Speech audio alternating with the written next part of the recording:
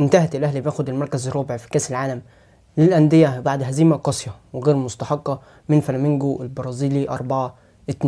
نتيجة غير مستحقة بسبب مجريات الماتش. انت كان ممكن اصلا تبقى النتيجة ليك انت 4 مش عليك انت 4. اولا اصلا تشكيل غلط، انا مش عارف ليه مريح اصلا نص الفريق. ليه بتريح مثلا نص الفريق؟ ليه؟ انا مش عارف ليه بتريح نص الفريق. تاني حاجة كولر غلط في نص الفريق. تاني حاجة ضربة جزاء تيجي لك ضايعها، بعديها انفراد تام يجي لك ضايعها. قال لك احنا مش عايزين مهاجم افريقي، قال لك احنا مش في احتياج لمهاجم افريقي. يعني احنا في احتياج لمهاجم افريقي بقالنا مثلا 5 سنين على الاقل، حلو، من ساعه ما كل بالي مشي من عندنا. امين لا، قال لك انت مش احتياج خالص لمهاجم افريقي او مهاجم سفاح، مهاجم يخلص لك من نص فرصه. قال لك انت مش في احتياج. ليه؟ عشان يفضل شريف عندنا. ليه؟ عشان شريف يجيله انفراد شبه تام، سايب الجون كله والحارس نايم، وسايب الجون كله حرفيا الجون كله والزوايا كلها اللي في العالم وفي الدنيا وفي المرمى كلها مفتوحه، وبيحطها ما بين رجلين الحارس. حلو. وبعديها علي معلول اللي بيضيع ضربه جزاء كل فين وفين، بيضيع ضربه جزاء انت محتاجه جدا اصلا. بس مش هنتكلم على علي معلول، لان علي معلول حتى لو ضيع ماشي ضيع، بس علي معلول على كده عامل ماتش اصلا جامد فشخ، وعامل لك كذا اسيست، وكان بيرمي سيرفيهات كتير جدا في ورا قلوب الدفاع بتاعتهم، وعامل ماتش حلو جدا على الاقل دفاعيا وهجوميا. بس انت مثلا لحد مثلا الشوط الاول لحد دقيقه مثلا 21 او بعد العشرينات، من ساعه ما جبت جون التعادل وانت ما جيتش خالص، انت ما جيتش خالص، فجبت جون التعادل وانت ما جيتش. حلو. انت ما كنتش موجود خالص في الماتش، ما بروحتش خالص. انت جات لك كرة عبد المنعم ضيعتها، فرص سهله اصلا بتضيعها.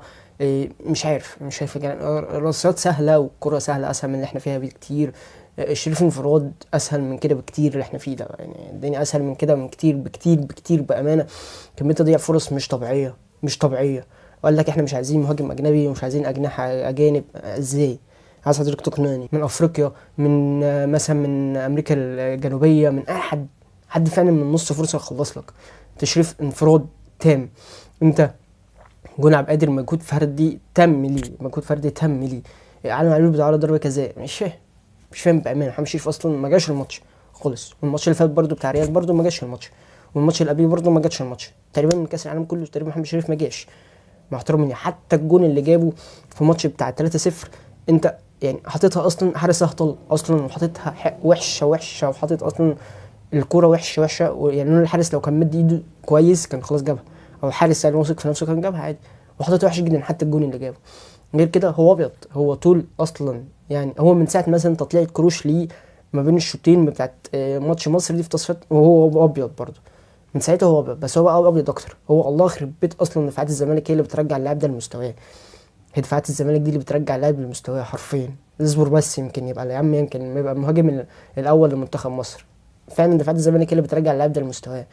يعني الله سامحهم بامانه، هم اللي بيرجعوا اللاعب ده لمستواه بامانه. بس هو لعيب حرفيا لو جات له 5 كور ممكن يجي 4 ويجيب منها جون ونبقى فرحانين.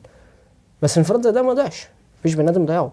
انت اخطاء كارثيه في الدفاع، اخطاء كارثيه في الهجوم، في نص الملعب مش موجود. دانج زميلي لو كنت عايز تمشي كنت تمشي، يعني محدش مخليك قاعد غصب عنك. يعني انت بتقدم خرا كروي حرفيا في كاس العالم ده، خرا كروي حرفيا. فكاس العالم بالنسبه لك اخر ماتشين، ماتش ريال الماتش ده والماتش اللي قبليه كمان سياتيل، فلا كان ضحك كروي انت بتقدمهم الصراحه. واخطاء اصلا يعني مفيش لاعب مصري يغلطها، مش لاعب محترف. وديانج ان احنا عارفينه مستوى ديانج ما يغلطهاش، لا. النهارده بيدي اللاعب خد يا عم بيدرو هجون، خد يا عم بيدرو هجون. انت فضيت الدنيا قوي. وكولر اصلا من قبل ما يجي كولر اصلا واحنا عارفين كولر بيفوز وبيجيب اجوان كتير، بس برضه دفاعه بيدخل فيه اجوان كتير. يعني لو جاب 40 جون هتلاقي داخل فيه مثلا 35 جون وهكذا. احنا عارفين حاجه زي كده من قبل ما يجي كولر، بس مش للدرجه دي. الدنيا كانت مفتوحه اكتر من اللزوم. انا شايف بامانه يعني انا شايف ان طرد ظالم، لان الكوره اصلا مش فاول. انا شايف مش فاول بامانه، مش شايفها فاول خالص اصلا.